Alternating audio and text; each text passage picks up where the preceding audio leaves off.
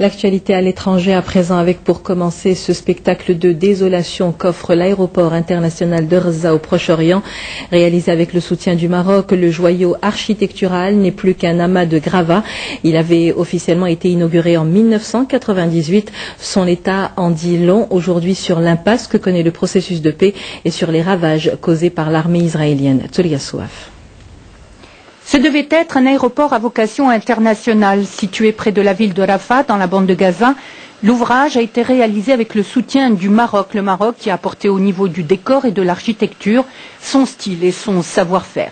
Le projet avait symbolisé le rapprochement entre les deux peuples et ce n'est pas un hasard si le premier appareil à avoir atterri ce jour de cérémonie inaugurale était un avion de la RAM. C'était en novembre 1998. Le Maroc a été impliqué de près. Les architectes et artisans marocains qui ont participé à la construction de cet aéroport ont réalisé une œuvre extraordinaire. Les échos étaient très bons. Nous étions vraiment contents du résultat.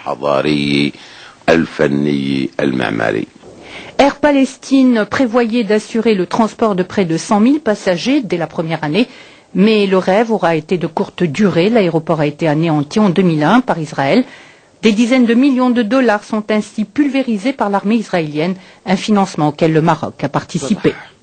Le Maroc avait participé au financement du projet pour soutenir le peuple palestinien. L'aéroport était une ouverture vers le monde, mais aujourd'hui, comme vous le voyez, le site a été dévasté après la dernière incursion israélienne dans la bande de Gaza.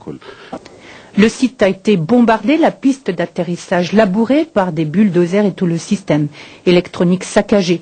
Cette brèche, qui devait faciliter l'accès au monde extérieur, a été détruite sans ménagement.